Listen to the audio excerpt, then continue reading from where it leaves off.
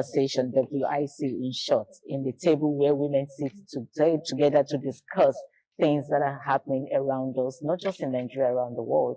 And also we talk about our children here. Sometimes people mention and say, why don't you talk about your men? We try to bring in the men here. But honestly, this red table is made for women, for us to sit down and discuss how we could help each other in the society and advice that could help younger girls growing up in the society. And so today we're going to be looking at women that changes their name after marriage, or name change after marriage. That's what we're going to be looking at from this red table today.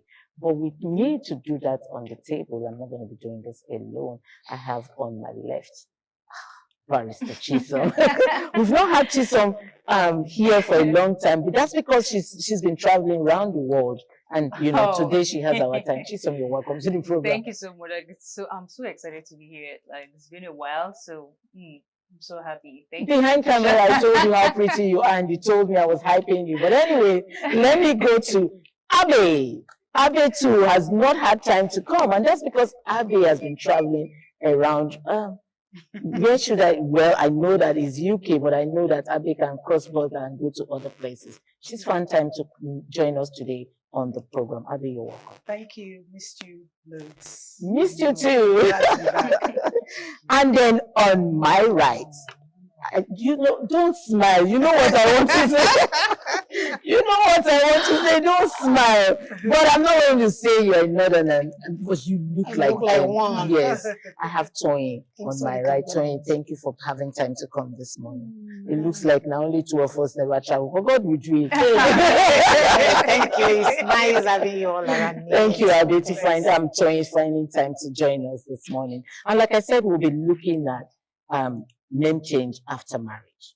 And honestly, it's been a concern amongst women. Some women say, why do you have to change your name? Some say it is very important to change your name. And I have also heard a woman that said she actually married her husband because she wanted her husband's name. So let me just read through a little write-up that some women came to discuss with me. So she says, she was born and the name was given to her. So why does marriage take the name away? In Nigeria, changing your surname after marriage is often called tradition, but history tells us otherwise. Before the colonial era, her name was her identity. Let's take a look at some of these great women who never changed their names in Nigeria.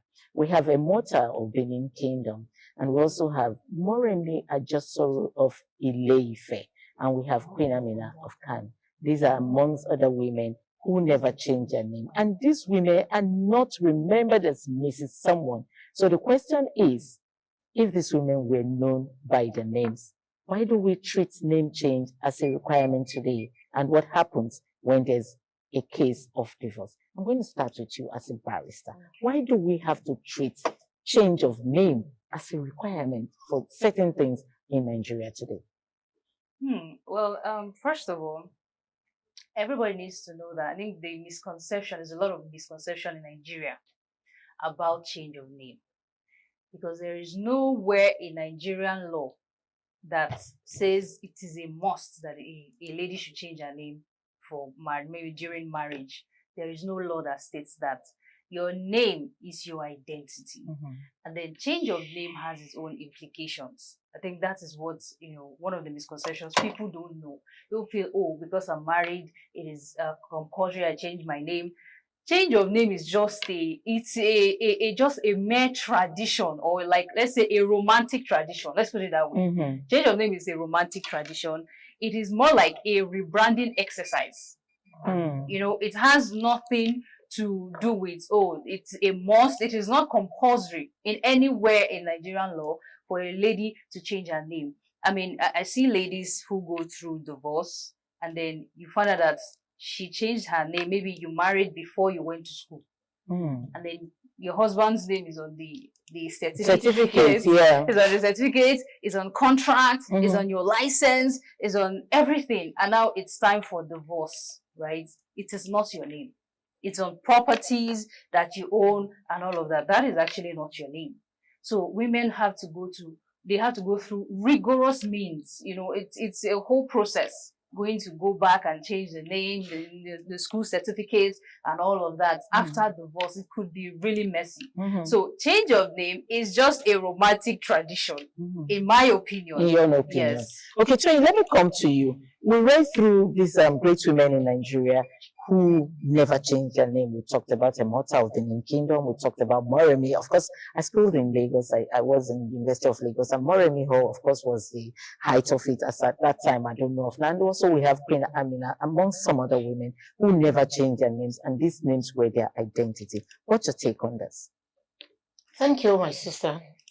I think I share the same opinion with Barrister. Because ever since when I was even younger, when I was in secondary school, with my friends those days, I used to say, if I cannot win Miss World, if I cannot win Miss in any beauty pageant, I'm proud to be Miss Sunny. That is my name. That is my surname. I want that from birth, and I'm proud of it. Because sincerely, if we look at what is going on in our society, I've had this question once again from my late dad, that do you mean when I grow up and get married, I will just drop this name? Daddy said, if you like, if you want to, you can as well add your husband's name. So you so much love my name. Up till now, I remain Oluwatoyin Sam. Because I think I've had my certificates, I've opened my bank accounts, I've done my company registration, I've traveled everything. So I will now go. You will go to court again. You will go to dailies again and do the publication of changing of the marriage that you are not even sure is a black market. It's a black market. You are not sure that that name you will get it to the end of the life.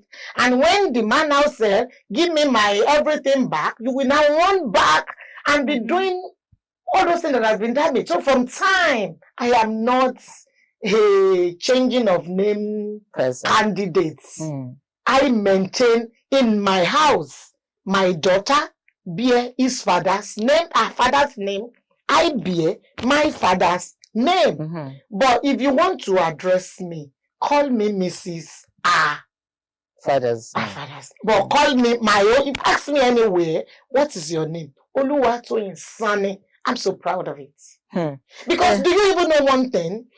Changing of name would deprive you some things. Yes, it will. You lost some of your friends, your schoolmates. I realized that some of my friends, my schoolmates, that we have not traced them. We can't trace them till now, just because they changed their surname. They didn't add. They refused to add their surname to their husband name. We can't trust them, and we lost them. Well, Abe, I'm going to come to you, but before I come to you, let me still look at Toyin, who says if she has to change her name, it has to be a pageant that she wants. She had maybe Miss World, Miss Nigeria, and so I'm turning to you. Did you have these pageants done when you were much younger? No. You're pretty. Why didn't you do that? Oh, I didn't know that. Oh, I'm sorry. Probably we'll put a pageant together for I still win Miss ITV. And we just had it done. But maybe yes, we just had it done. Yes. Conversation. Well, I will bring in the winner. Let this one expire soon so that exactly. But anyway, you're pretty. Thank you so much. Thank you for your remarks. Okay, Abby, let me come to you. Like I said, I met a woman who said she got married because she wanted to be a Mrs. Somebody. And she sponsored the marriage, okay? Just to have that name and bear the name. And like she said, the marriage is black market now. We're not sure.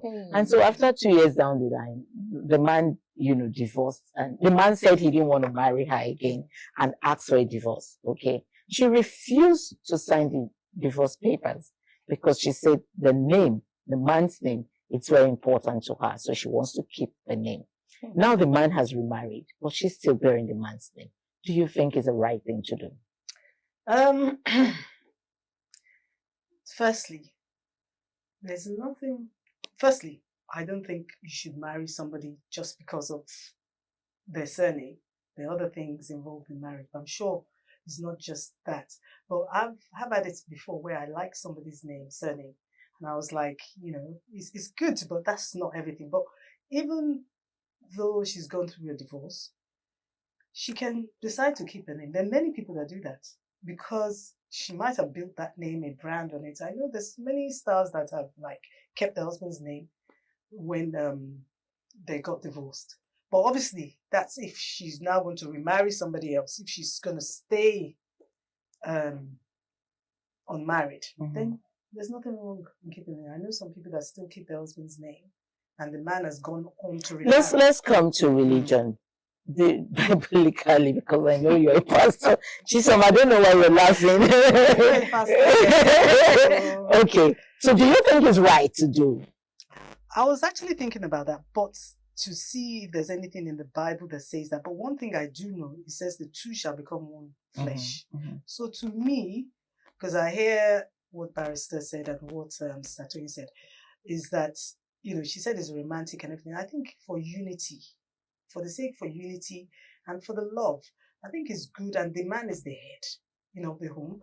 And it says the two shall become one. So when you get married, I'm okay with the combined your surnames. I'm not too okay with you not changing your name because, you need to remain positive that the marriage is going to last, is forever, to death do us part. You can just go to... We have the barrister in the house. How hard is it to change your name? First of all, you said the two shall become one. Yes, that's what the Bible says. The two are still the two. Let's just... Only Bible mentioned that they are one. The two are still the two. That's how it is, especially in the legal aspect. For protection, ladies, for my ladies out there, listen, to protect, this is beyond biblical reasons, because even the most sanctimonious couple have had divorce in court. Their matters are even still pending. Even the Jews. Yes. Yeah. So the two remains the two. That's it. Both of you are living together. Then, if it's religious, you can say one, but know that you are still your own. You guys are still the two. But Chisom, like I just said, you probably have built, your brand, a brand around that name. Yeah. So it becomes your identity. It becomes your identity, right? That's what I'm saying. But then when it no longer becomes your identity, what happens? There are consequences, there are legal implications. And she said, oh, it's easy to change your name. It's not so easy. I said it's not so difficult, it's not life and death. Okay, it's not life and death, but it would change it. It would affect you. That's if you want to. You don't have to. Yeah, you don't have to. Name, you can keep. You can keep it, but then it's no longer yours. Barrister, as much as even in the Bible, everybody has his or her own identity. Correct. Adam and Eve. When they come together, they did not say Eve, Adam. Adam is Adam. Eve is Eve. Abraham is Abraham. Sarah is Sarah. Would want to, bear names like a mother of the name, that didn't bother to change her name. Do you think we have such women out there? That's what I'm saying, that protection, right? Women lack protection in that they don't understand protection with your name, right? These women have achieved a lot. If they know you as Patricia Gabriels, right? This is like the name that you have started from. Maybe it's your father's name, right? And you built a brand, you built, a very big platform in journalism, right? And then you get married and then you have to remove Gabriels and put something else there. So that's no longer, it's hard for people to resonate with that name, especially when you are put on people. Maybe there are a lot of people who have become global, right? These women have achieved, they're iconic, and you're asking them to remove that name and put a man's name because of romantic tradition, because of religious reasons. It doesn't actually make any sense. So for women of nowadays to protect themselves, because right now we have young girls ladies who are already doing something. There are a lot of things women are doing. So it's best for you to protect that. People to want to use our names. Anyway, we're going to be going on a very short break to, sip some water, and we'll come back to continue this discussion. Stay tuned.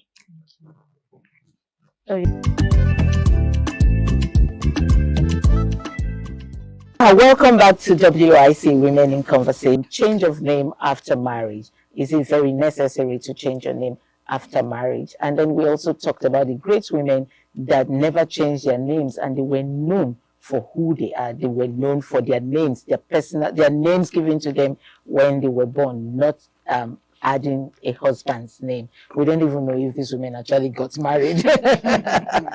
We don't know if they actually got married, but these were names given to them by their parents, and they were very great women before passing on. And so I was asking behind camera, and I think I want to bring it out. How did this whole change of names started? Where did it come from? Was it our thing, or it was sold to us by the colonial masters? Okay, I think that's a very important question, actually, because where it all started, the pre-colonial era, before that time or during that time, a lot of women weren't changing their names. It was flexible. I mean, you get married, you keep your lineage, because it was based on this is your lineage, so you keep the name and all of that. But as time started evolving, right, especially with the growth of Christianity, so Christianity started, as a form of unity. I think just like Abe mentioned the other time, as a form of unity, they wanted families to bear one name. So a family is coming as one, to bear one name. And even it's also another cause of it is the traditional patriarchal system, right? So patriarchy, as we know in Nigeria, it's we're in the fatherland. Let's start from there. The fatherland. So because of that, they started, women should identify with their husbands to show some sort of submission. That submissiveness is in the Bible, right? Abby, so why are you referring to Abby? You know that was based on the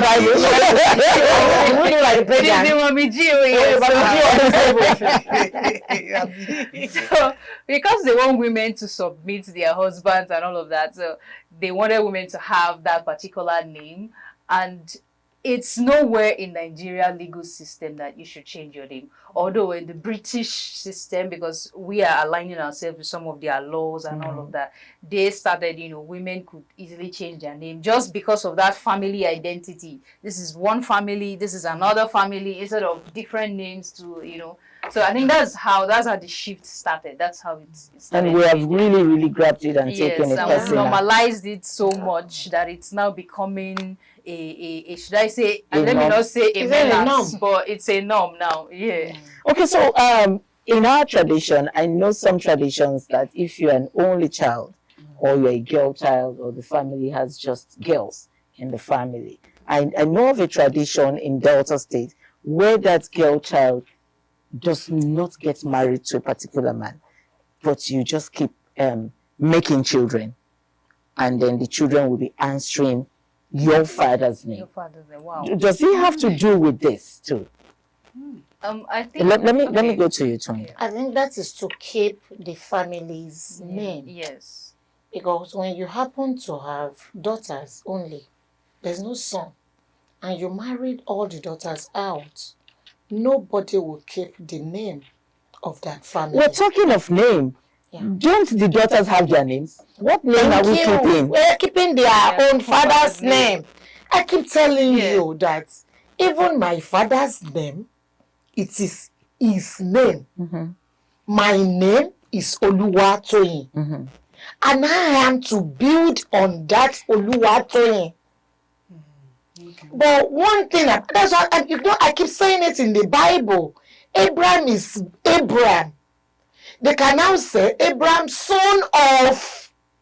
But Abraham is Abraham. Joseph is Joseph. And they built on that their name. And whatever we are reading about them, it is them. It is them, true. So it is right to me.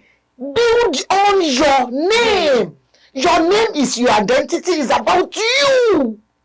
For continuity. Yeah. For continuity. Whether a girl child or a boy child. And your fulfillment is on your name.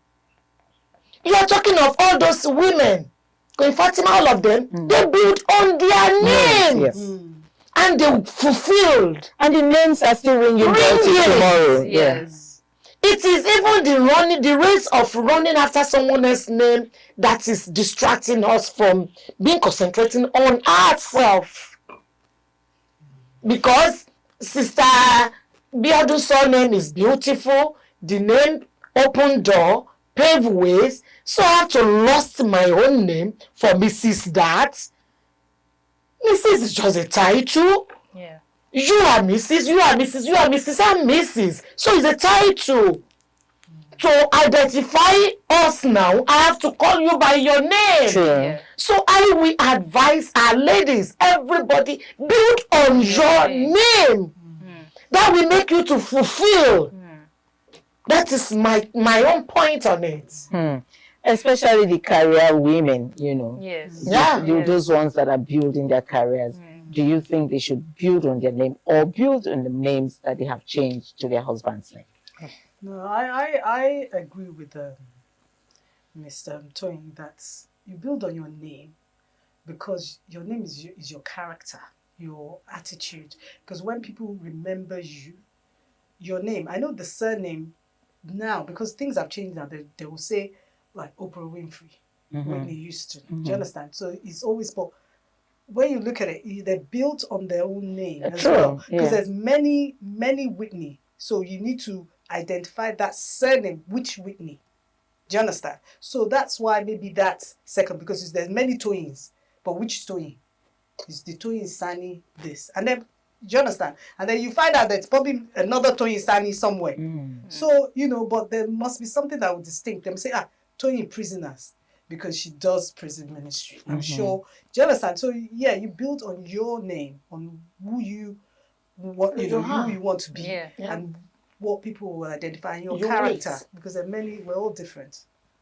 Okay, name really. Let's leave the husband's name and put name identity. Just us, our name now. Is it just an identity, or it is important in our lives? Because truly, some people will tell you that I came to this world, I didn't come with no name.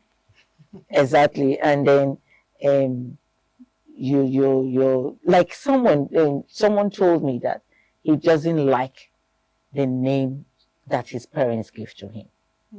And so he's been trying and wanting to change that name. But because he has built so much on that name, he doesn't know how to go about it. So is it really, really very important for that name? Or you can just change your name at any time you feel like changing? Your personal name, we're leaving out the husband's name now. Because some people, when they convert to Christianity, they begin to tell you that the meaning of this name my parents gave to me, I don't like it. I want to change the name. So what is the name? What is that name? Let me come in from this angle. Name is a very, very important thing in our life being. It means a lot.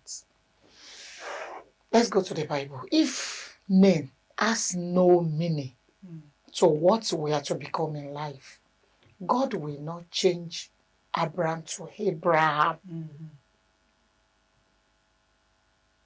When he called Abraham out, it was Abraham.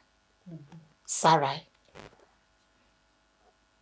come out from your father's name. Come and embark on the journey. We don't even know the name of the journey. We don't know where they were going. But as we are going, God realized this name, there is something in this name that will not make you to that will make them hinder. That will hinder your progress. That will not make you fulfill the purpose of your creation. He has to change it to Abraham and Sarah to Sarah. Look at Jacob. God himself had to change Jacob's name to Israel.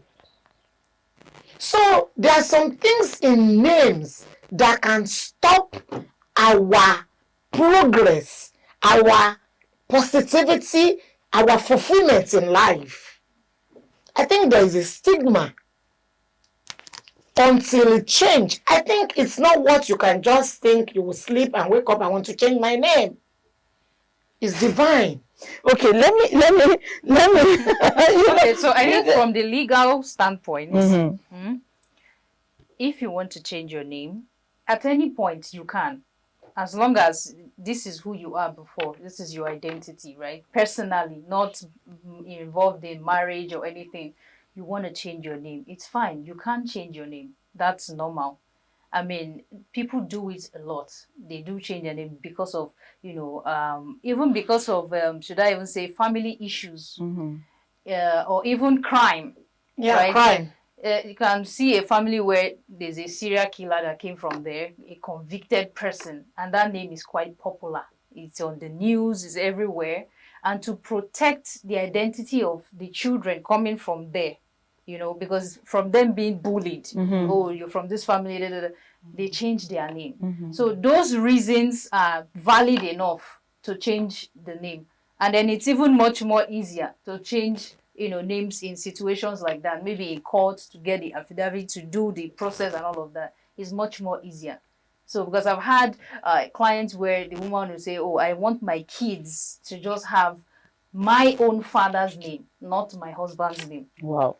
Yes. Why they are still married? Yeah. Why they are still married? Yes. So I guess it's because and the husband will be like okay I with told it. you, issues like crime. Okay. Because you've had where if you just put the person's name on Google, instead of your name to show, is your great-grandfather that committed one crime. It will just reflect the pictures of everything.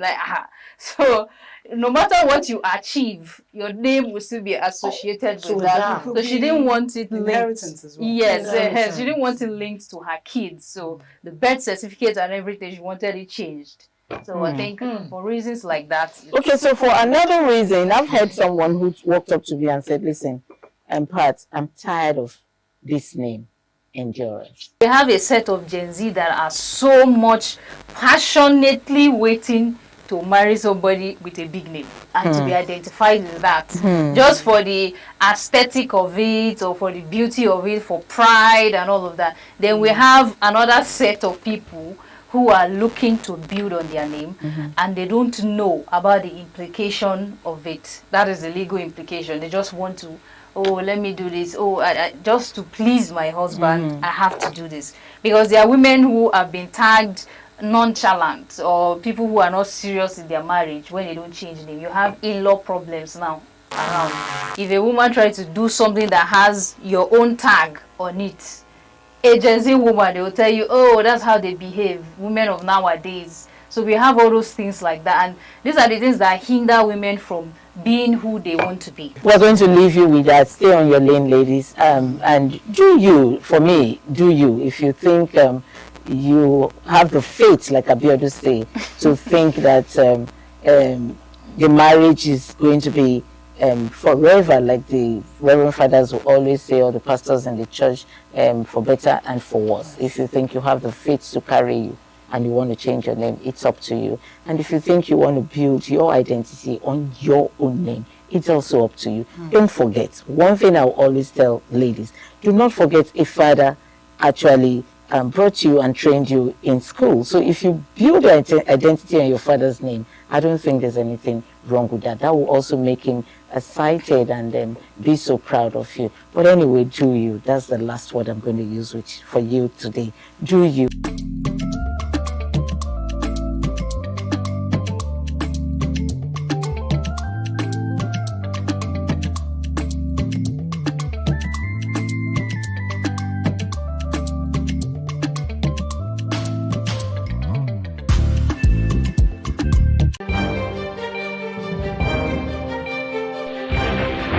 This is ITV.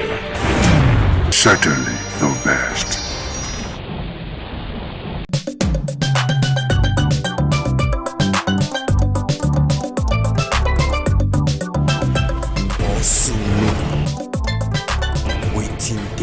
Pledge to Nigeria, my country, to be faithful, loyal, and honest, and to serve Nigeria with all my strength.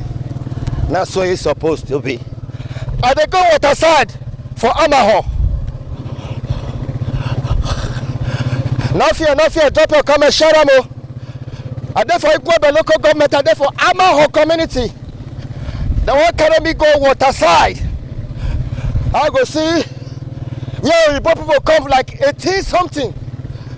They won't go show me the rest house for water side for Amaho.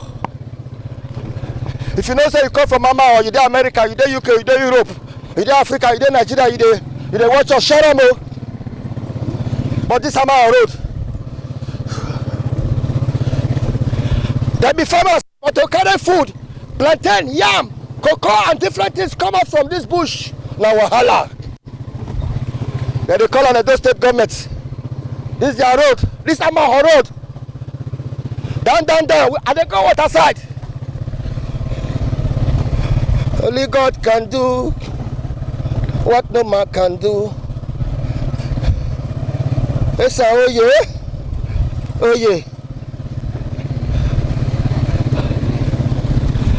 Because they watch me for ITV, they watch me online for Facebook, for YouTube, for TikTok, and then for Amaho community, and they go water side. They say from here, our figure come out for Ukoneki, but now river I separate them all. I say this river, over 40, 50 years, 100 years, Oyibo people don't they come here. AT&P, they say they get rest house where Oyibo people they rest. They say still there. I want to go check out. But you want to watch us now, how your community be. And so many of them, they come home, come build, come develop in a community. Hey, this is Amaho Road. Amaho Road. And they go water side now.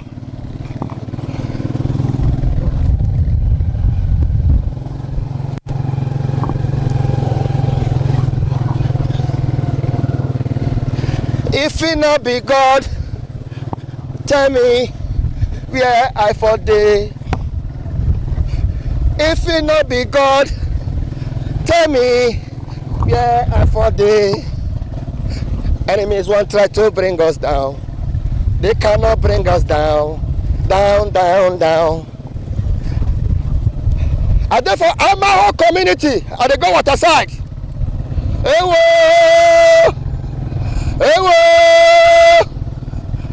For the farmers to carry their farm produce from here, yam, plantain, cocoa, palm wine.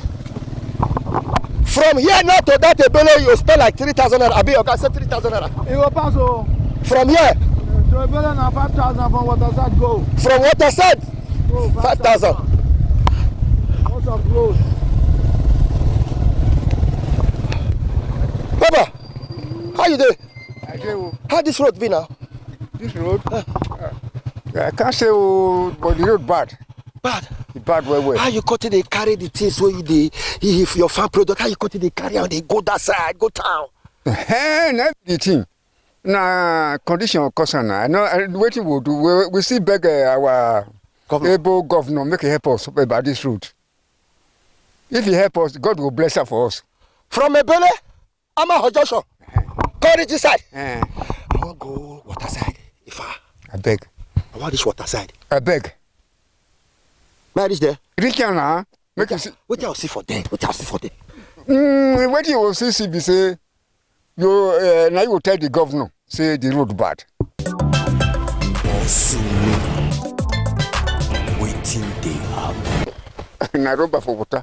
But I say now you dey talk for this thing. Yes. Rush hour. We soon. Oh yeah, ba. Arawa. But yeah. For the. Now wow. I love the small thing though. I say make I come up from inside the city. May I come? I know say you can help us.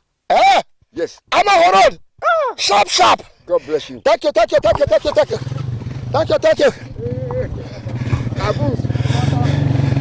If it not be God, tell me where we for day. And they go water side for Amaho. Enemies won't try to bring us down. They cannot bring us down. Down.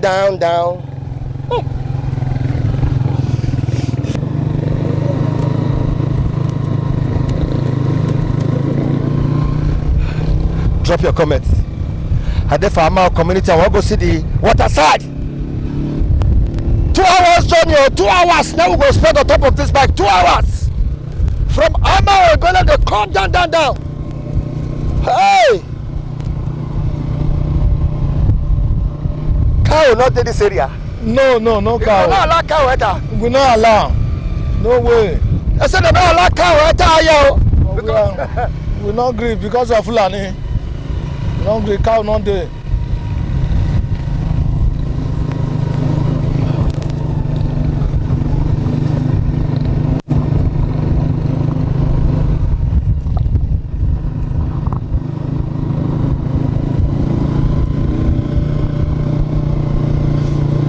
Wait.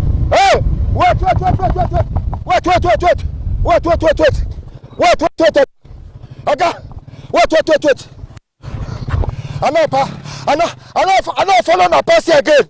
I know follow na. Okay, I know follow na pass here again. Okay, I know follow na pass here again. No. What I say, we don't go. Nigerians, I beg me to look these people face well. In case you not see me again. Who just they go. We don't enter. Sorry, we don't enter. We don't reach already. Water day. No, this one not be water. No, if you reach there, you will. This one not be water matter. Pass this one, sir. We not go through. I know they see any sign. I know they see anything. So now the Ama horror that see this so. Hey, wo. All these people for the season, I'm out for I feel. No fear.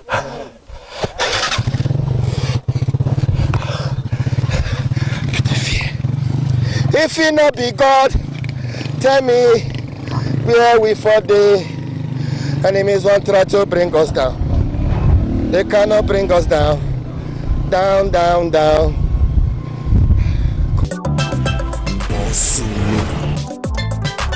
Waiting they happen. Hey!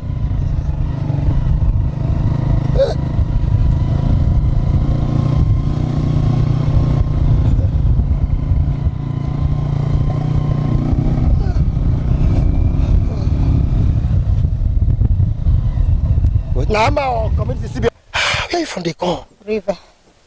Water side? Yes. Now they go to Sifa.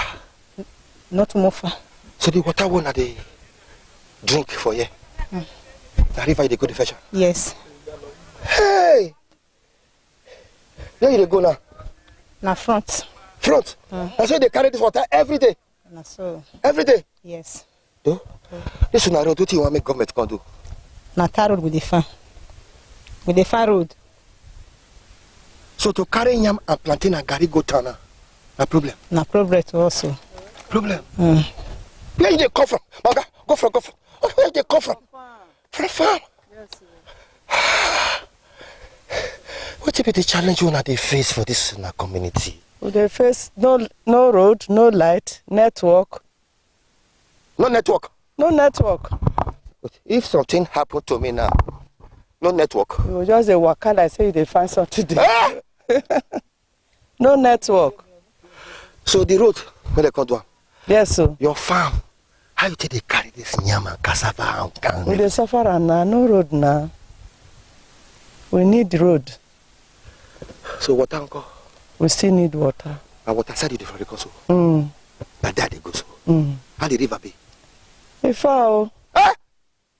The hill not be small. Wait, I never start. For where? Okay. I know they go again. I know.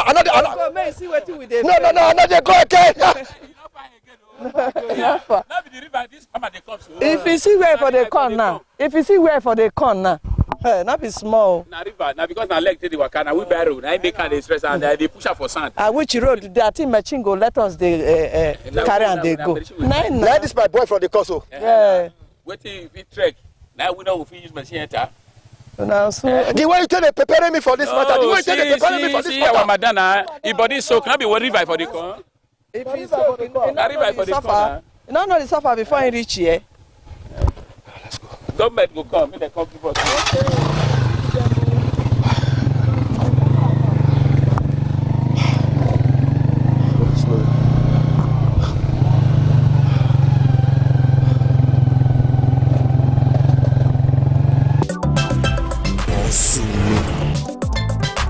Waiting they happen.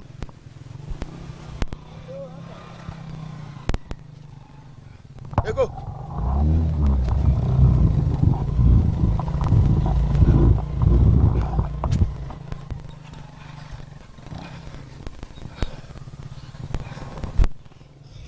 I want to go see the rest stars for Waterside. Now I'm our community are still there. Whoa.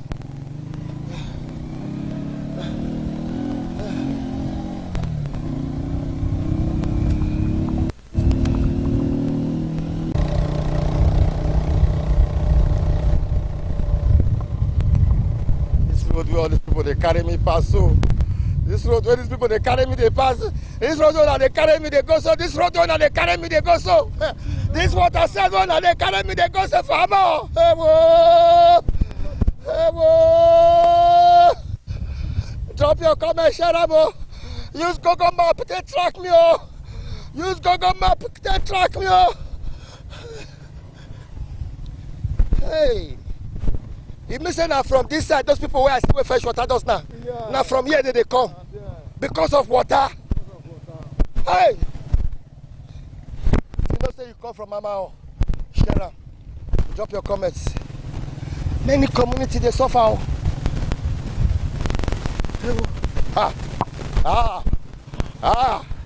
My body don't change. The weather, the kind cold weather, the don't change. The kind air where they breathe now don't change from the one. Hey! I am a rubber headquarter. Timber headquarter. Hey, only God can do what no man can do. Heavenly Father, protect me, protect your son, protect your boy. Joseph Ezeaguele. Hey, whoa. This journalist work.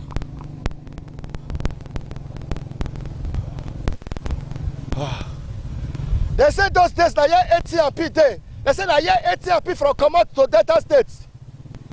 Abi? Na here for come on go supply. They say ATP can go supply, but that company now don't die. They say Oyibo people. Na here they carry log from here to abroad. Oh. Yes, oh. From this river to abroad. ATP. We can come out from here, from this amount. Now here they from come out go supply Delta State. They say I go see the rest house where you bought the rest.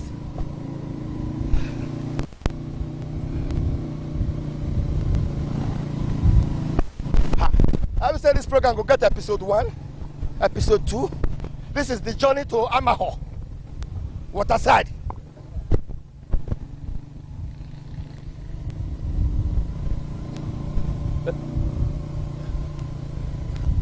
No fear, no fear. Everywhere clear. Something their body. Something their body. Ababa God.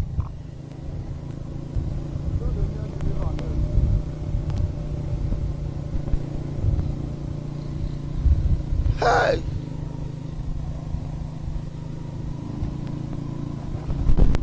Hey. Hey. Hey, whoa. And then for Ama or community for Igwebe local government, and they go Waterside. And they go Waterside. And they go Waterside. And they go Waterside. And they go Waterside. Cameraman, you there? And they go Waterside. And they go Waterside. And they go Waterside. For Ama. For Ama. Not the river. Waiting they happen. Okay. Now 19 or 18? 1887. 1887.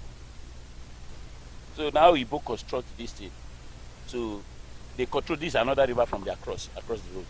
So they have to do concrete to control that water from here. to join this river. What do you call this river? This one is River Ebe. Only God can do what no man can do.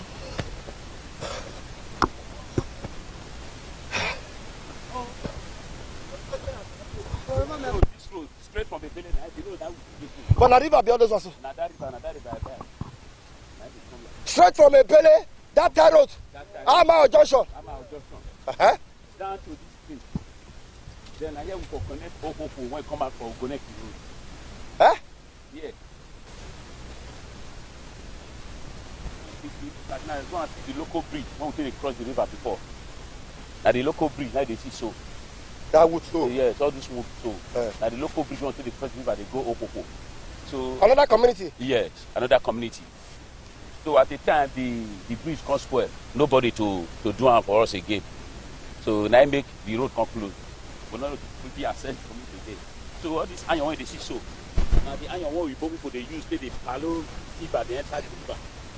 That time in the 40s, 50s, when the Igbo men they here, they carry our wood, they go to Sapele. You know, say from here now to Ethiopia. To Ethiopia, a very access road through the water.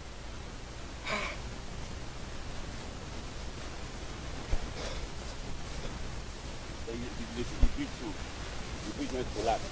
Now be that one. Now beneath those people they speak Abi nicer. Now beneath they speak. Okoko now beneath they speak. All of them go join Ugoneki. Now if Benin all those ones they speak. Now here be the boundary between Esan and the Benin. Huh? Yes. Yeah. Yes. Now be the boundary between Esan and the Benin. This river now? This river, so once you get the two down.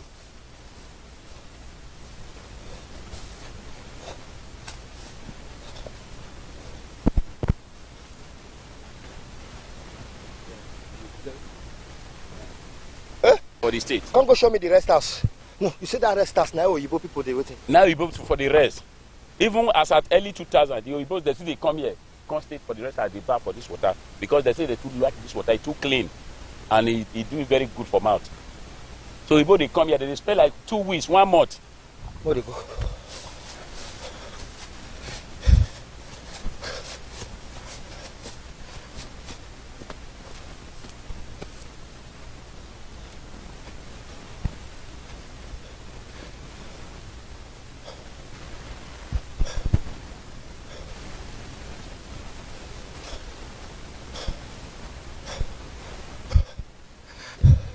Drop your comments.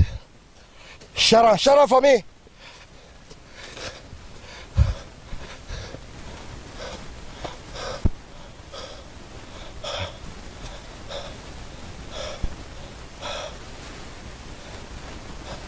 I want to go see the rest house. I want to go see the rest house where the Oyibo people they stay.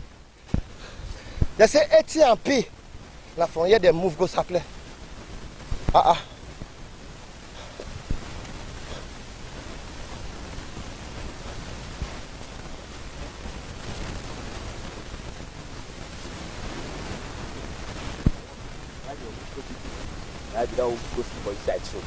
Oyibo people? Yes. Now, this house was built in 1887. You see? 1887. That was when this building was built. You even know what they talk so? I know what they talk, sir. 18? Not be 19. 18? 1887. One of the largest forests in Edo State. So that is when they build here, they reside here. So at the time when they live here to Sapele in 1970 something or so, then that was when they migrate to Sapele to go and establish their company there. Then they were still paying visit here to come and relax here because of the river. Because of the river Ebe. Then I would like us to see where the two rivers met. Mogo. Where River Orion and River Ebe. Ebe belongs to Amaho, oh, now I pass Amaho. Now the boundary between Amaho and Okopo. Okay. And in this side, the boundary between Amaho and Ogun community. So the river is the boundary.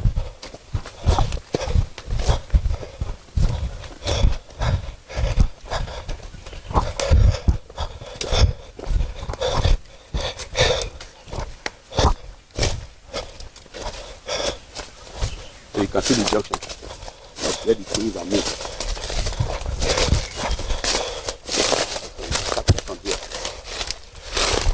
That one now is River Orion. When they say I welcome. If you go down here, I hear you say? that one by that side is River Orion. So the one you pass for Ugyoba side.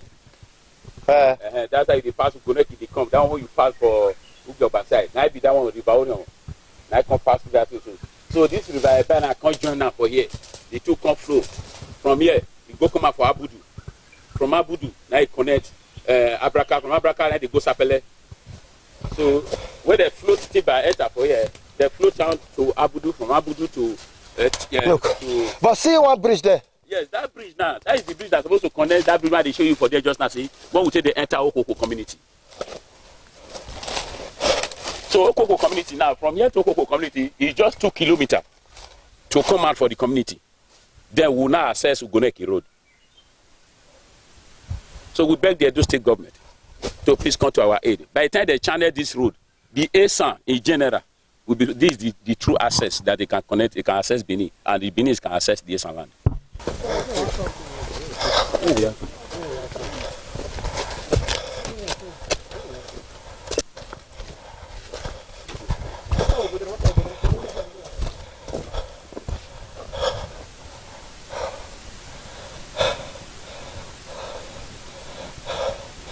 They say now here 18 and P fair day for Amaho before they move go Saple. See this building now 18 and they build down.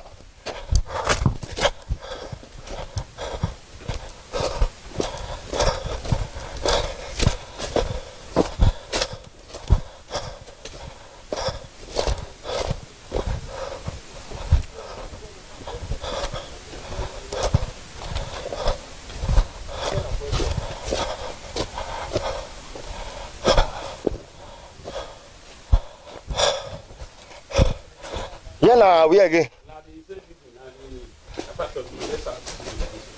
Rest us all, you people the rest. You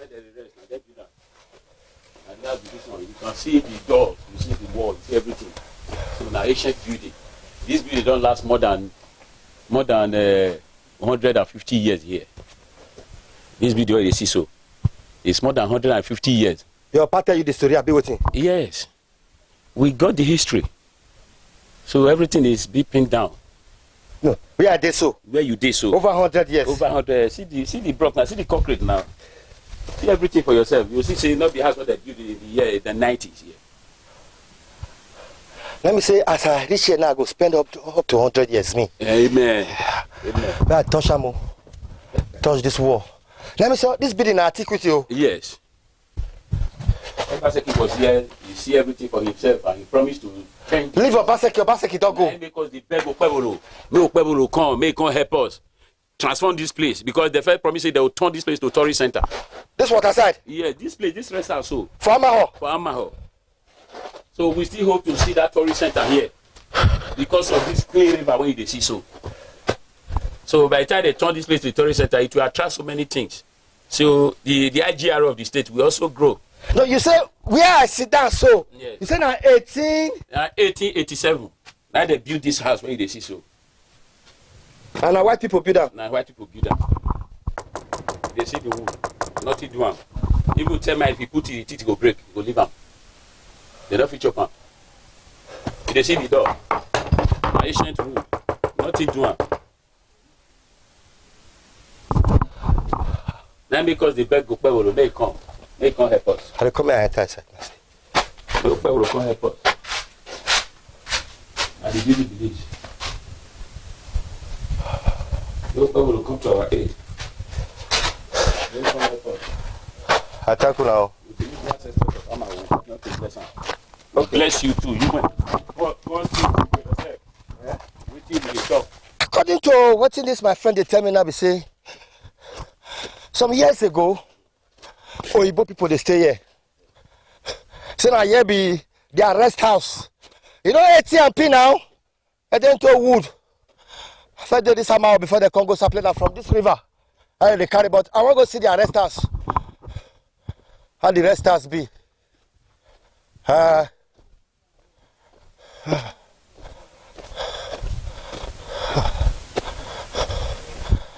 Bros, well done. I agree to you.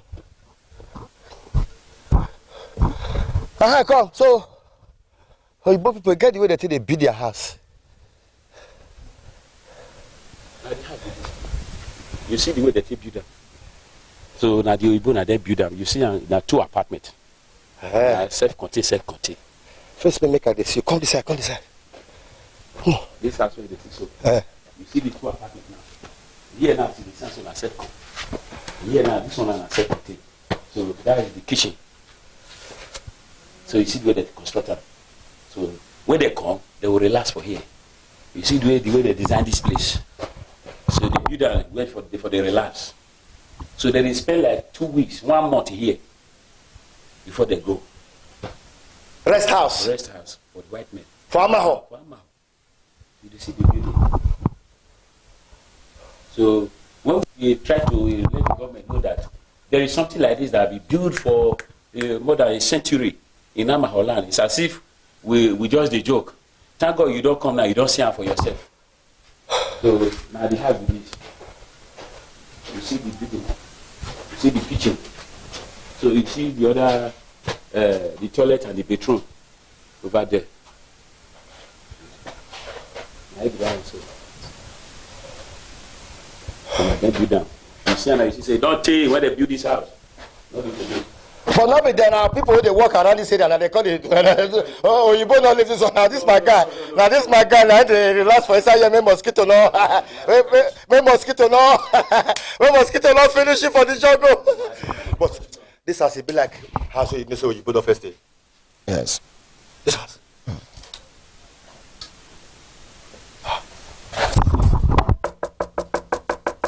You see, termite no fit chop am. Any termite wey put teeth for here, your teeth go break. Waiting they happen. Leave man. The trigger. The trigger. Hey! My guy come out from trigger. Oh, just hold on. That's why I said the trigger. Oh, boy.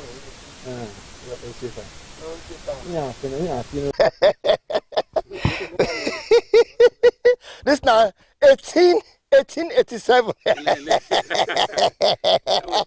Ewo!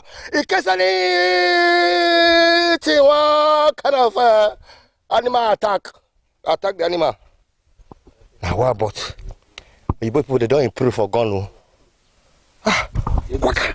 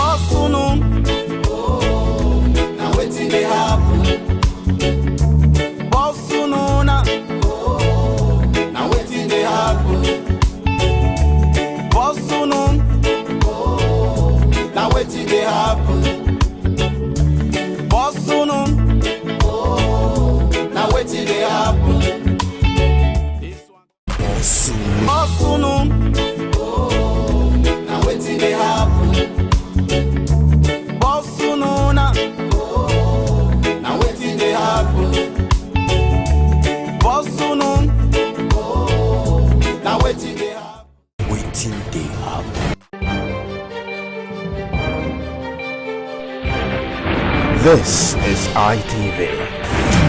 Certainly the best.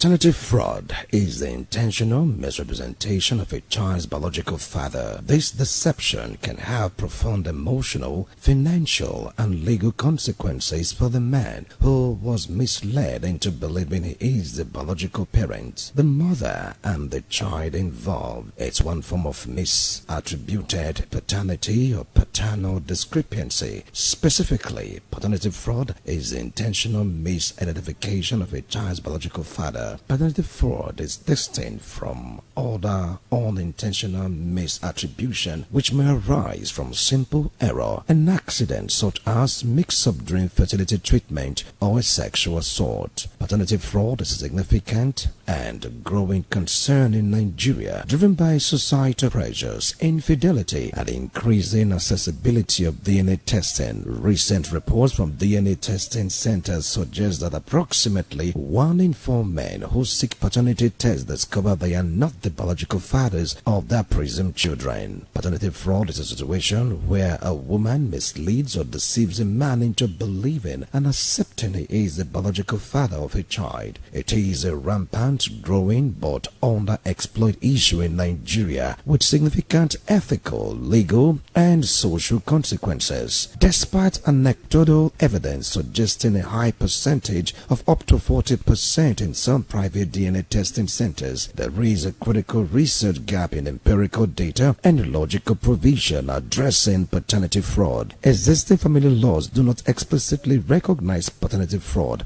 leading to inconsistent judicial outcomes and inadequate restitution,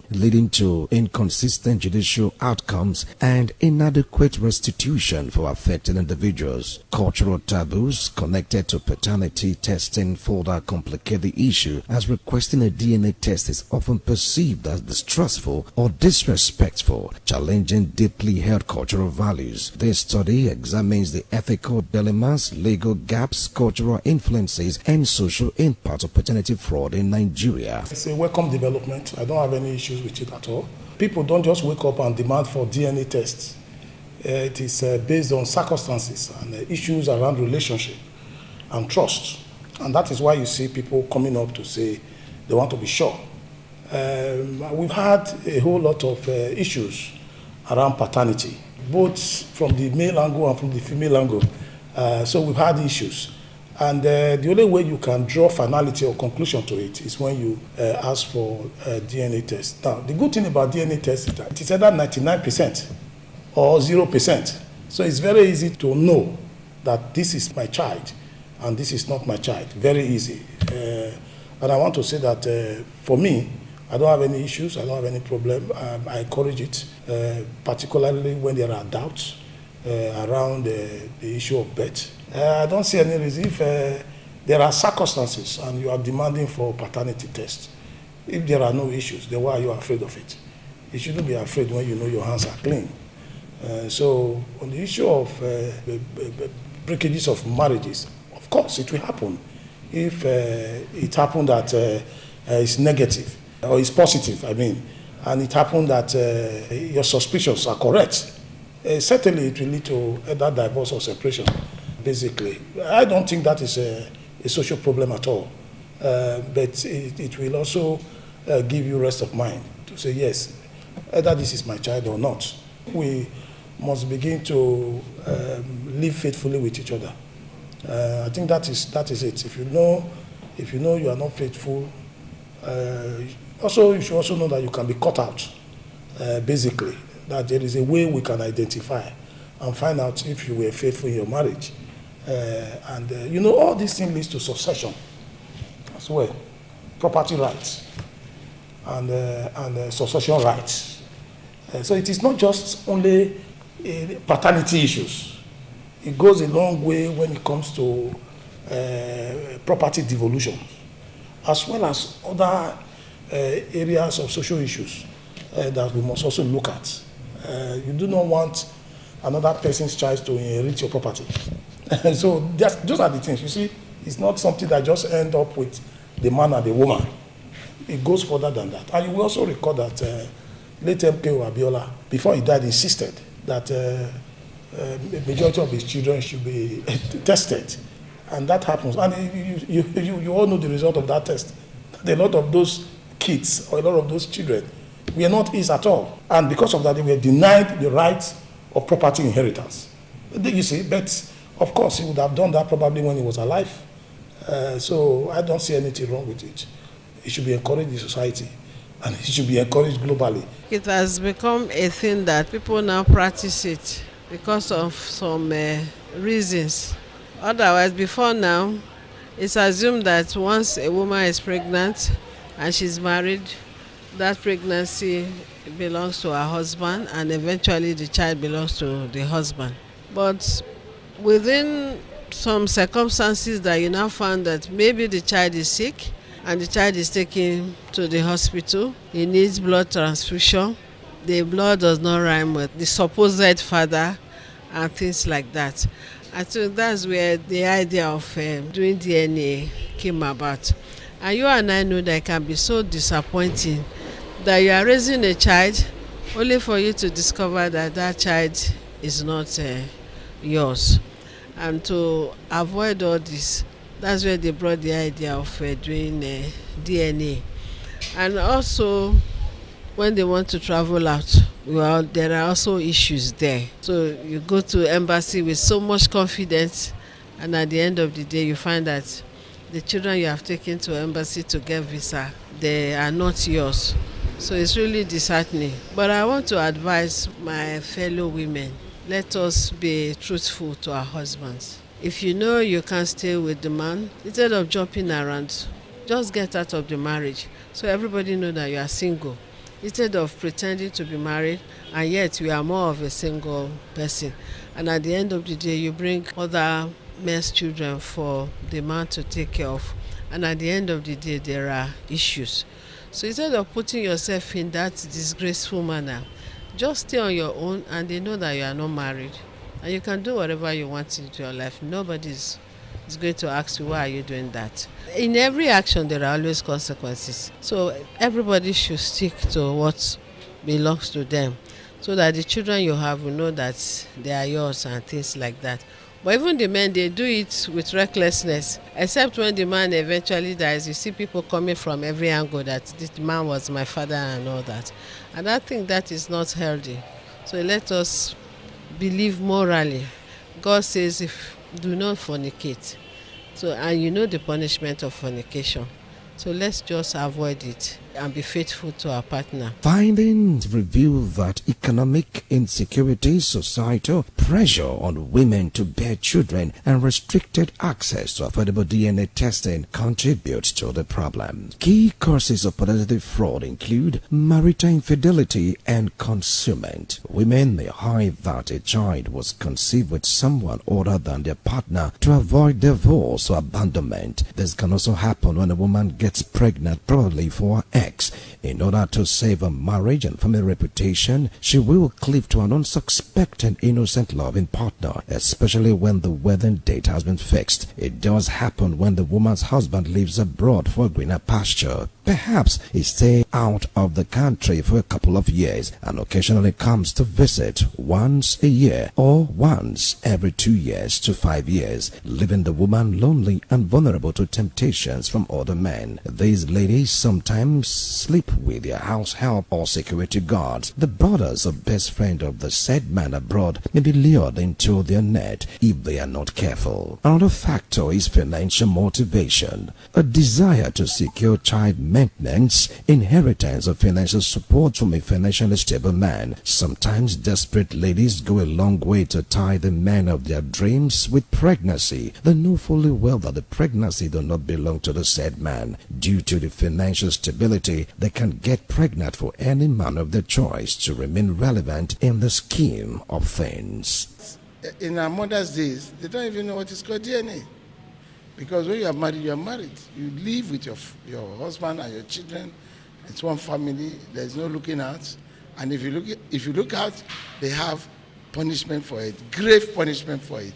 So that was like a standard control that our parents used to sustain friendship in marriage, to sustain respect in marriage, and to sustain oneness in marriage. But these days, it's so unfortunate that young people no more take marriage very seriously. No more take relationship very seriously. They no more take oneness of the family very seriously. And all our culture and traditional effects of such misbehavior is no more in practice. So the best option is to go for DNA. And now we show anything that is not made by God may not be 100% correct. That is the truth about life. Anything that is not made by God is not 100% correct. So even the DNA, how we show is 100% correct. The person that is doing the test in the lab, any little mistake will give a bad name to a dog in order to hang it. So the way forward is that all those our cultural practices, traditional practices that are healthy should come back. We should effect it. What is important is your heart, your mind, your conscience before looking at deterrence from outside.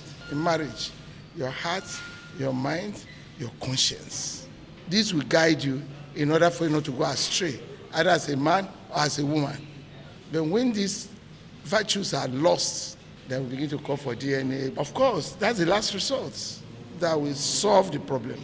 If a woman is accused innocently, then the woman can confidently say, let's go for DNA. And that woman will be vindicated. That's the last resort for now that we have. People are ready to go and swear. Even if you say go and swear, people are ready to go and swear. After swear, they go and do other things to counter this swear. If it is done sincerely, it brings sanity to preserve marital vow. And at the same time, if a man and a woman knows at the end of their journey, something will come suddenly like this, everybody will check each of herself. And the word integrity will prevail. Even nowadays, nobody cares. Nobody wants to know or care about integrity. And that is why sometimes, before you marry in those days, our parents want to know from which family do you want to marry. They go deep into it. If it's a family where you are hit and run, they will not allow. But a woman who has no manner or a man who cannot really preserve, go from one place to another, just bringing babies. And when you find out most of the children, they are sick, you don't need the cause. It's because Fanta face and Coca-Cola body. You find out the father is from another person, the mother is from another place. So how do we go about it? So it's in order to allow integrity to prevail in marriage, I think it is very good and better. And also people should always know that anything you do in secret will come up one day. So I think I personally encourage it. We don't start what you cannot end. When you don't want your house to be broken, we must allow the truth and the honesty. Where your marriage is tailored by your parents, they pay your dowry. Fine, you are being attached to yourselves. And you need to grow into yourself and then bring out children. That's what the Bible says. But the child you want to bring out, or children, are they from one source? They are not corn that you grown up on that. So we pray that no broken home, but if your house is broken, you want to find out why. If you mess up your bed, how do you want to lie on it? I encourage it. See if anything come contrarily, you will find out if it is really not. I'm not talking about short course test. You do tests that is not a Yahoo test, retest, and whatever it comes out, fine. What brought this matter of DNA test is reality. Yeah, because sometimes hunger can kill faith. At the time that there is hunger in the land, a stupid person can just come and dash current of pounds or dollars, then you fall off, you derail like trail. So that is why it is good this should be done, and then it's a legacy they want to follow. Where for sincerity we are talking, and integrity will prevail. That's what prevails in a marriage. Sincerity, integrity is what we are talking.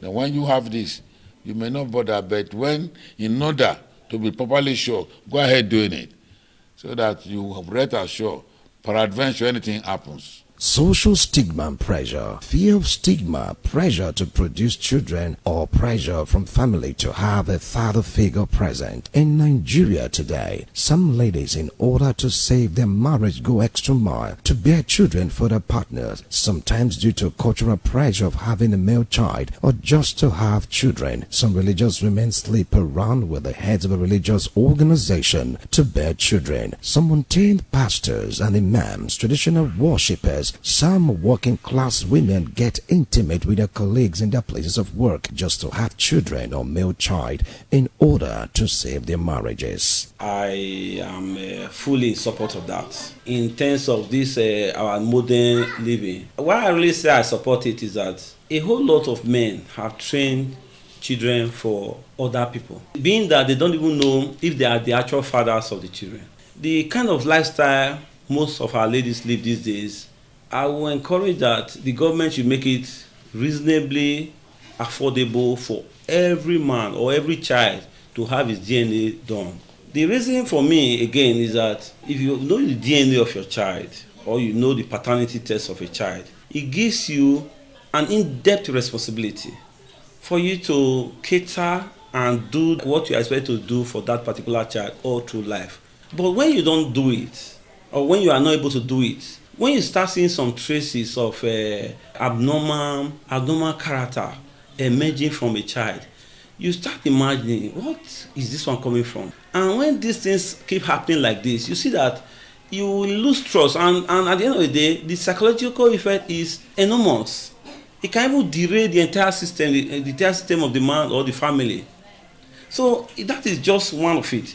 We also know that it has so much negative effect in doing it, because sometimes there are certain stories that don't need to be told in the course of living. So I will say that we have some things, some people can manage a family.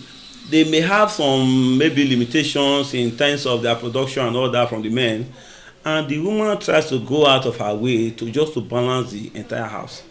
And when she goes out of that way and gets the house balanced, perhaps bringing the child or something like that, and then the man eventually find out that this is not my child, it derails the man. For me, sometimes we allow it slide, but majorly it is better we call a spade. We iron things out and make things work. Let the man know if he's adopting, let him know he's adopting. If he's not adopting, let him know the state he is. I will stand with that. But that doesn't deter us from telling us that sometimes certain things have to be kept quiet for peace to reign, for the entire community to be at peace. Marriage is built on trust. And when you talk about DNA is like a breakdown of trust. When there's no breakdown of trust, DNA won't come. The reason why DNA cannot be ruled out, because you are living with human beings. You cannot also rule out the issue of trust and distrust.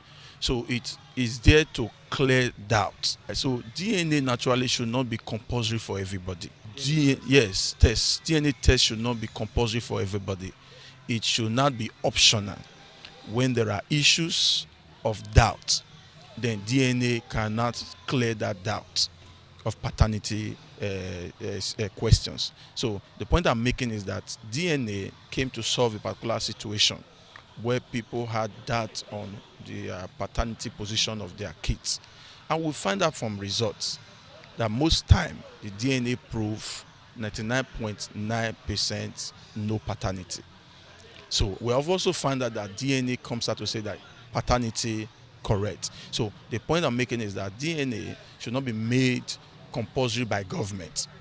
DNA should be the last resort to clear doubt when there are issues of trust. It's very important. Okay, so that's the reason why we encourage couple. This extramarital activity can actually lead to this issue of doubt. When there is trust in marriage, you've married your wife, you have cohabited and begin to raise children, the issue of DNA would never come up. Yes, but when there are this issue of cohabiting extramarital activities, you will discover that when there are issues, that will come in. Secondly, we have seen that, a child is sick, come and donate blood. And at the end of the day, the blood is not matching. What do we do? Then those are questions of that. So we have also seen situations. This guy was sick. The child, 5 years old, took the child to the hospital. The father was to donate blood. They tested the blood is not matching. It was questioning. And after the shouts and all of what that comes through all of that, the woman also did a DNA and discovered that it was not also her. And when they now went back to where they discovered there was mistake from when the child was given birth to, they had mistakenly exchanged that child. And because the woman knew herself, the woman insisted and went through all the rigorous, and they were able to find those people who they gave birth same time in that same facility, and they find her own child. So the DNA naturally cannot be ruled out. There are issues of doubt that it has come to solve. So this is my position. Number one, it cannot now be a must that you just have your child go and do DNA. No, it will create doubt when such an accusation against the wife. After the result, such marriage can no longer be as it used to be, because there's already doubt, there's already breakdown of trust, and one of the power of marriage is trust. So we must ensure that this trust base is kept. It is only when the trust is no longer there, then the paternity test becomes very important. Emotional relationship security. The intention to trap a partner, keep a relationship together, or create a two-parent household. This is where the woman picks on any man of her choice that she felt will be able to stand the test when she gets pregnant, not minding that she's already in a relationship with another man that she intends to get married to, or she's already a married woman living in her husband's house. This may not be the same for every woman, because we have most women in Nigeria that respect relationship and of course respect the tenets of marriage, irrespective of the pressure built upon by society and family to bear male children or still to have children. Other case is uncertainty and concealment. In case where the mother is unsure of the biological father, she may choose a partner to be the legal father. This goes for women with multiple sexual partners. They may not know the guy that got them pregnant. On realizing they are pregnant, they choose from the region of sexual partners, especially the one they feel is financially stable and responsible to be the father of their unborn child. Cultural factors. Pressure to have children, particularly male children, in some cultures can drive women to hide the true paternity. This can happen in a traditional setting when the line of succession must be maintained. In order to maintain the lineage of the throne, some women will go out of their way to bear a male child or children to maintain the rulership of the clan. The question that is somewhat difficult to answer is whether families should be encouraged to go for paternity tests when the children are born to prevent a foreseen heartache. To ensure clarity in raising a family, a man is sure of. Another nagging thought is how many Nigerians can afford the money to go for a paternity test. It's quite expensive, and an average Nigerian will not be able to foot the bill for a child paternity test, talk less of 2 or 3 children. With a high level of infidelity in Nigerian society today, how can a man secure his home without doubt, know for sure that the children he's fathering are his? There are causes and effects, actions and reactions are equal and opposite. Men, if you must travel out of the country, try everything within your power to take your wife along. After some months or years, let it not be for too long. Women, the choices you have to make as a mother goes a long way to affect the family. Maintain your dignity as a woman or a mother. Put your emotions in check no matter the pressure. Family members, do not put undue pressure on the husband or wife because of the absence of children in your son's marriage. Remember, be it male or female child, they are all gifts from God. Do not put yourself under undue pressure because you want a male child. Men have died of heartache or heart attack on realizing that the children they raised as their children were never theirs. Families shattered on finding out that though they grew up together, did everything together for a long time, were never of the same father. Look around families in Nigeria today, men are divided beyond recognition as the battle for paternity is tearing the fabric of the society apart. Trust dashed, love thrown out of the window, husbands and wives of dagger drawn, children confused on how to relate with the man they once called father. In all of this commotion, some men do not mind if the kid is theirs as long as they were the ones that the child gets to call father. Men have died of heartache or heart attack on realizing that the children they raised as their children were never theirs. Families shattered on finding out that though they grew up together, did everything together for a long time, were never of the same father. Look around families in Nigeria today. Men are divided beyond recognition as the battle for paternity is tearing the fabric of the society apart.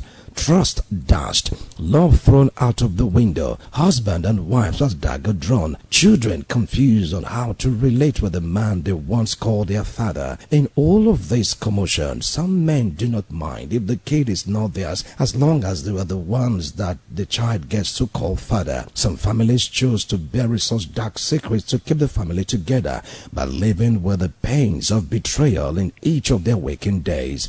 As for the ones that cannot take it, they had to court for divorce or return the bride price of the woman if the wedding was based on tradition. Look at that son or daughter of yours. Is he or she truly your blood as a father? As a mother, look at him or her very well. Is he truly the son or daughter of your husband? That man you call father, is it truly your father? Don't you think it's better to go for a paternity test? Who's your daddy? Who's your dada? Who's your pappy? Don't you think as a child you need to know who your father is? Wilson Omasho reporting.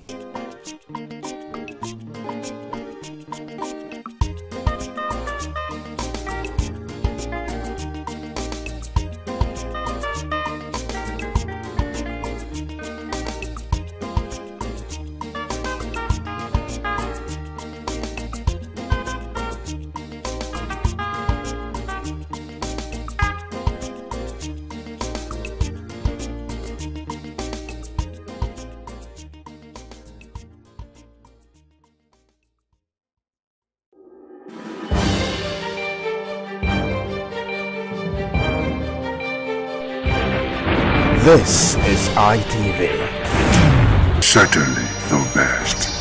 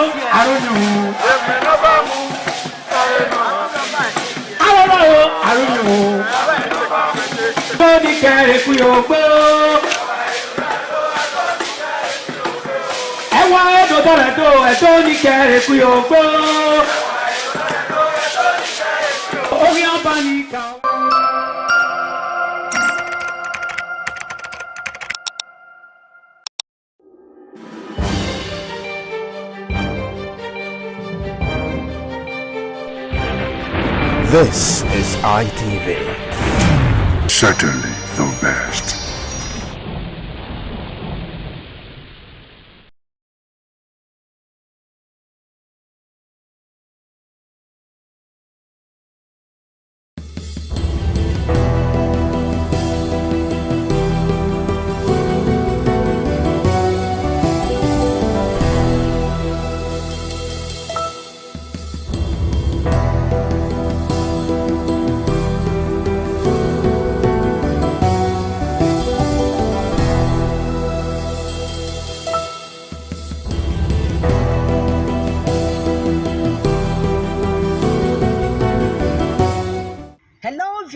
Welcome to Viewpoints on ITV. I am Caroline Okonji, and today on Viewpoint we're going to be talking about the current electricity issues and situations that we as business owners, as individuals, are facing in Nigeria, as over 80% of households lack adequate access to grid, as Nigeria's electricity sector suffers from chronic liquidity trap and infrastructural decay, leading to frequent national grid collapses, with generation dropping below 4,200 megawatts, far short of the 4,000 megawatts required for its citizens and population.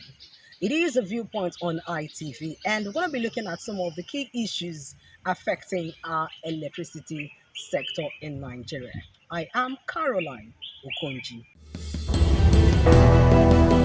In terms of security of it, we need light. And based on that, in some areas, it makes it difficult for us when we are on patrol at night. And we are even begging the state government to try and do something, at least by supplying street lights in some area that are dark in the night. In most cases in our community, there are places that is very dangerous, that without light we cannot do anything of such. For so doing, we want, as a matter of urgency, the Edo State government to try and do the needful, so that the security will be okay for us, so that we can be able to work effectively. The issue of NEPA issue that you came from is very rapid to us, in the sense that the NEPA look as if we are not a citizen of Nigeria, because since a month there's no light in us. We have been passing through. Which NEPA, anytime they came, a minute or 30 minutes to, they will come and they will bring the light to us. That is, we are not expecting them to come and collect their bill. Indirectly, we are expecting bill from them to come and collect it. Within that hour or 2 hours, you will see a number of people with a ladder. They will come. They will come. And after their collection, there's nothing like light again. They will block us up. I think before we have this light, they mandated us to buy a meter, which we bought individual. We pay through the NDC, we have our transformer here, not through NEPA. Before we got out this light, they mandated us to write an application of submitting it to the NEPA. as a will to them, and we work for it. And we should not claim ownership. And we fought for the transformer. And after that, again, they came that there is no oil in it. We pay up to 1 point something again.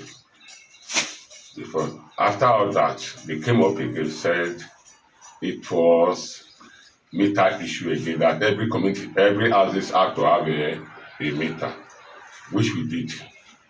We have to. I have my own receipt. I have my paper meter in my residential house here. So after all that again, they came up with a past bill. We, before we make that transformer, got that transformer, we've been blacked out for 10 years here.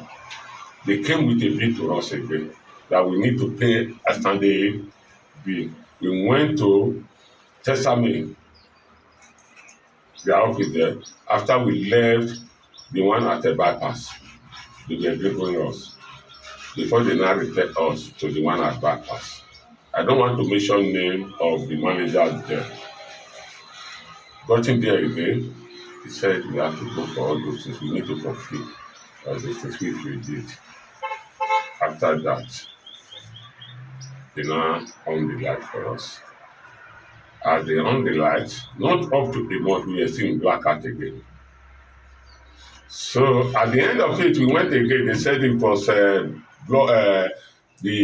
according to them, that the electric wiring merge. That was the cause that they now cut us off again from EOY again, which we not pay. Leave that matter again. The Chile community, which is the Kabetu, Igbo and Igbo. After that, they brought a light for a week again. After a week, they cut us off again. They said EOY is owing. We now went to the office again and told them that if EOY is owing, does that mean it affects our community? We are blackout. So I told you this. So before we sort all those things out, we have already made up our mind. We can do away with our neighbor. When our father was living with a lamp and all these things, we were enjoying it. We cannot be paying for what we are not using. We cannot be paying for what we are not using. So if they feel they want to cut us off from this NEPA issue, they should cut everybody off totally, so that we will know that we are not with NEPA. Not that after 3 weeks, they will not bring a light under 22 hours or 3 hours. They will come and collect their money. It's unfair to the masses. The electricity issues and challenges that BEDC in the state is devastating, in the sense that as a minister, I suffer a lot in terms of electricity. As an individual, not only me, the entire people of Edo State, and not only in Edo State, Nigeria as a whole, we are really facing electricity challenge in the country, in the sense that we are not getting constant light. Even though the tariff of electricity is high, people don't even get the light. I don't know how the government will enhance constant light for the Nigerian people, especially in Edo State here. We are seeing the government are not taking a proactive step towards this direction. But if the government will be able to ensure that people are paying for electricity and they are not getting electricity, government should take a drastic step in this direction by making sure if people have constant light, people will want to pay for it. But a situation where you don't see light, at the end of the month, you see BEDC personnel coming to people's house to come to cut lights, is really a problem. My major concern is that let them provide us electricity and people will pay for it. But a situation whereby we don't have constant light out of 24 hours, people cannot boast of 3 hours light in a day. It's a problem that we are really facing.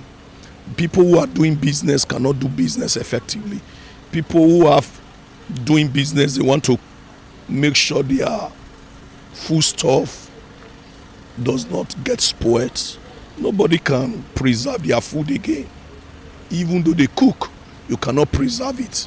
Even though electricity for our artisans to work, they cannot get electricity to empower their equipment in order to boost productivity for the entire society. It is really a problem. The state of electricity in our country, in our state, is very poor. Very, very poor. We don't know how government is creating effectiveness on this aspect. We say Nigeria is generating electricity and the neighboring are getting electricity, and the people that are in this country are not benefiting it. Nigerians, we are crying. As a person, I am crying. We don't say as an individual we don't want to pay for electricity. We are not saying that they should give us light for free, but let them make light available and let people pay for it. They often tell us the national grid is collapsed. So ultimately it's to develop enough capacity, the whole process of generation, distribution and the rest of it. And then the enabling law, the happy thing recently is that they have said is deregulated. State governments and private investors can now enter the electricity market, generate and sell. So we do hope that will be a great deal of improvement, because without electricity, really, we are going to remain in the Stone Age. We cannot industrialize. Even domestically, we cannot have the comfort we should derive from electricity. We should consider all the options, whether the new sources like wind, solar in our country, so that we're able to generate enough for our consumption. The darkness is a cover for any kind of nefarious activity. Yeah, so if the place is not well lit or substantially lit up, people can ordinarily hide under the cover of darkness to perpetrate just anything, not just robbery, kidnapping and whatever you have. Yeah. Don't also forget that we now have private investors. The government doesn't have so much to do with electricity anymore, apart from regulation. So they also have to maximize their profit. So it may have been a mistake in the first instance, divesting from electricity at the level of government. Let me talk about the state where I live, where I reside. The total blackout is nothing to write up about. We really suffer when it comes to light. Edo is suffering. I think our governor is trying to, we have to do more. Our Excellency, Senator Monde, our governor of Edo, executive governor, you have to do more when it comes to that light issue. We are suffering. There are some of us who can provide electricity for ourselves, solar and all that. Maybe a generator, this was the case, but not everybody. And so at this junction, I think it is expedient that our governor looks straight into this issue and solve this problem. What would I call it? I don't know the right English to use. The right English right now, we have serious problem when it comes to light. Businesses are going down. Those selling drinks, those who have koro, without generator, you can't do anything. And the J is on the high side. Those small jewelry, those are better passing our neighbor used to buy then 30,000, 10,000. Now you can't buy it. Then the other one is the Tiger and the LMX 1 point something for ordinary generator. So it doesn't make any sense at all. So we're begging on our executive governor, the governor that knows what to do, to please to look into us and save us from darkness. Then when it comes to these funny BDC people, we're raising a child that came from the US and the others. The first thing they learned in Nigeria is NEPA don't bring light. Children brought from abroad, the NEPA don't bring light. Can you imagine such? And so these funny people, 2 days, they'll bring the light, on and off for 2 days. The next thing they'll come with their estimated billing. They start dragging people, wires and all that. It's high time I think it's high time we stand our ground and let them know that we're not fools. We are Nigerians. We all own this nation. It belongs to nobody. It belongs to nobody, and it's for everybody. We should stand our ground and fight for our rights. This year, but may they pack, may they go. Never see better pass. You can't go out at night when there is no light. The security issue is what the government is trying. I cannot chrome them in one day, but we individual too. Like the police used to say, see something, say something. But sometimes when you say something, they use it as a bait. And so we need to.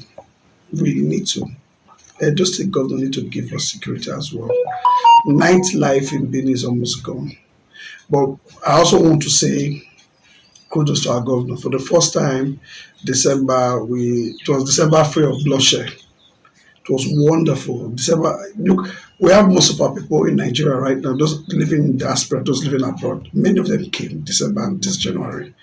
And, they came and they're enjoying it. So I believe our excellent governor, our excellency can do more about that to give us more security like this. If you're traveling from Benin to Akure, Benin to Ifon, those roads are no-go area at night. You can't dare it. So I believe with all hands on deck and our governor and the police, our CP, let's hope and pray for our action governor to do something about insecurity. ADC, since they came in, I don't think they have done well by my own assessment. And darkness is synonymous with demonic things. And they have thrown their city into darkness, Benin City, Edo State as it were, is in darkness. And I think that the government should step into the matter to do something about the situation. Because the way I look at it is that, for me, I think it is deliberate. Because there are some areas that have light. They call it dedicated light. So why can't everybody have the same light? Because there are areas for 2 weeks no light, for 1 month no light. Some people have 3 hours a day. Some people have 1 hour. And if they bring light in these 20 years, so people shout, hey, they'll be saying up NEPA instead of up BEDC, which is BEDC. So the thing is that government should step in and help us. People are dying, and most people are paying for darkness. They go there, they threaten people, they bring light when it is wanted for 3 days, 2 hours, 3 days, they come and collect money and they shut it down again. So I think the government should step in. If they are going to be thrown out, they should be thrown out and bring people who can give us light, who are ready to pay. It was privatized. That was a good intention by government, but the people that did it, I'm sure they gave it to their cronies who does not know anything about the management of light, and that's why we are where we are. It has really hampered nightlife because you don't work in darkness, and then the only thing that is helping us now is this solar, and people put everywhere, and some persons that have money to buy diesel and buy fuel. It's not everybody that have that kind of money, so it has really disturbed or hampered nightlife. But government is trying to bring it back by putting street light and everything. So we commend them. We pray that God will give government more power, more strength, more wisdom to do what they have to do. And there's individuals are also trying by helping to lighten up everywhere. So we praise them. But for BEDC, I think they should go. Make better people. The situation of electricity in Benin here now, I will give them at least 30%. They're not giving up 50% from area. But I wish the government can improve, because if you see what they happen to us now, we all they use our hand to define electricity. Some of us they go generator for us, some of us we get solar, some of us they go generate big blister. All these people get like hotel. So I wish the government they really improve for electricity. All those generators will become condemned for our hand. You understand? So people no go they go for it. That money now they need to put, because that energy, that light will really need that. If light day for this, imagine if you come for here for Silok Road now, government already put light, but in the evening everywhere will be dark. So where there is light, everything, even the security aspect of itself, anything concerning light is too plenty. Maybe one particular. So we need light. If I come out for office now, if light no dey, we must buy generator. At least from office I dey buy at least, if I'm not mistaken, 5,000 every day for sure. Imagine a times 1 month, na big money. Until now money. From there I will come see look at it, come here say we want to go for solar. Make we use solar to stabilize them, because solar dey give us more, make savings from the fuel. aspect of it. So if you get light, nothing like light, your light can carry AC, can carry everything for us. And to the noise, no go even give you that noise issue. So we prefer light more than any other thing. The light is our problem. We are suffering for light. You can see our business without light, we cannot improve. We need light. The show of light is because it's very, very, very low. I don't know if you're getting it, very low. We need light. The show of light in Edo State is very poor. Patronage is very low. You can see we import fuel at least every day 10,000, 15,000 a day. But you can stay 2 days, 3 days, no light. The show of business is very, very, very low. Very low. So we are begging government to improve the light aspect. Without light, you cannot sell bulb, you cannot sell fan. You understand? When you have light, you prepare to buy fan. Not everybody can provide solar for his house. Actually, we need light. Electricity in Benin City or in Edo State has been with mixed feelings, because to some they will give the positive nod that they are faring well with the supply of electricity, but with some become so epileptic of recent. Me personally, I have discovered that we are not paying for what we get, or we don't get what we pay for. The reason being that the regulatory body that's supposed to task the BEDC are not doing enough to satisfy a customer by way of ensuring that you get what you pay for. For those who are using prepaid meter, there are reports that suggest that even the prepaid meter is even overbilling or overcharging consumers, as against what the government is telling us. Only recently we discovered that the BEDC keep complaining that the generation company is not supplying them what they ought to get, which will in turn affect the consumer. And even at a point they also raise the issue of federal government owing them. But just recently the federal government has paid a huge sum of money to liquidate what they are owing this distribution company. But looking at the experience of consumer in terms of the electricity supply, it is so appalling. They will either give you excuse of faulty transformer, which they left for the consumer to contribute money to fix, whereas it is supposed to be the onus of BEDC to fix the transformer so that they can in turn supply electricity to the consumer who pay for that service. It's like you are buying a recharge card. I am not sure that the recharge card you buy is what they give you. It varies from quarter to quarter. It varies from consumer to consumer. For example, for those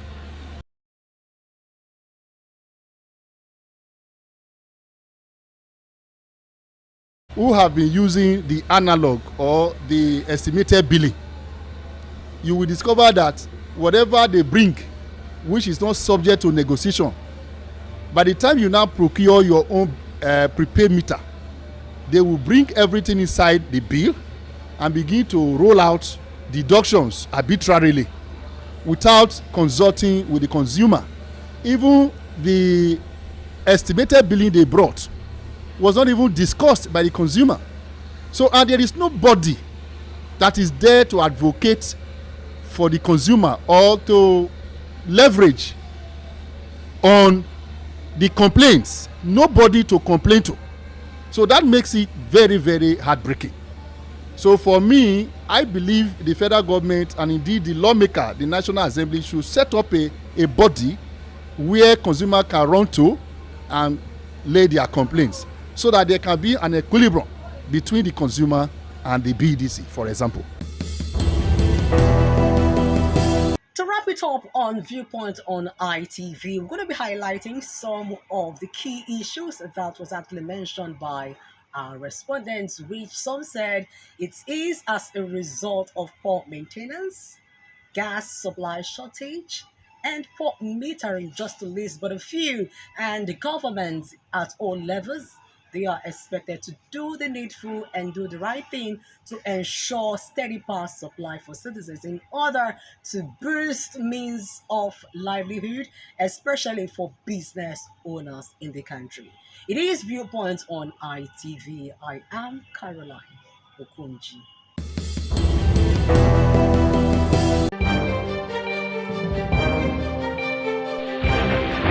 This is ITV.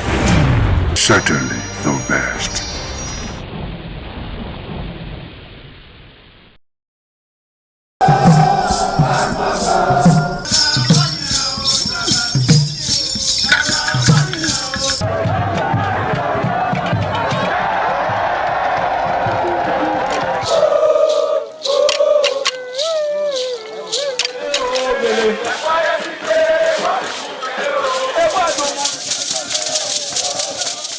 The Ugewe is the final ceremony of the series of festivals.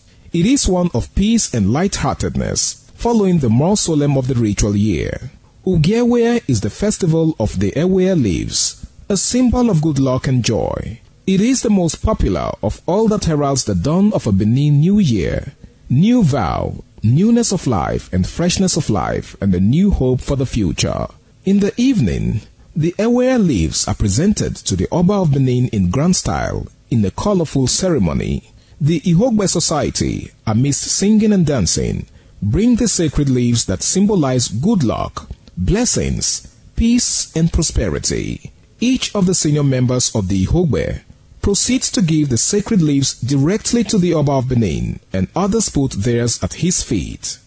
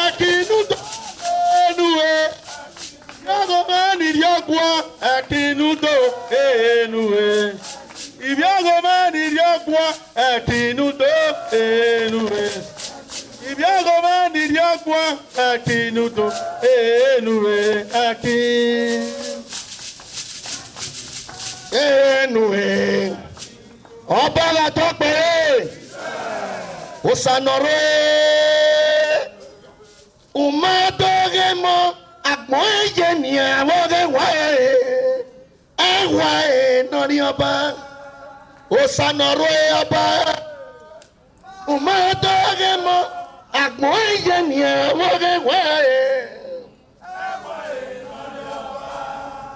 ama yele no bi afawe o ọba nije ọba ije o ọba nije ọba tó pé Banuki were Babanuki were Abuki sirioke o Abuki sirioke ko Amira na yoki Ebi na ya yoku osa yage we Eke doku yede to okumaka Aba jano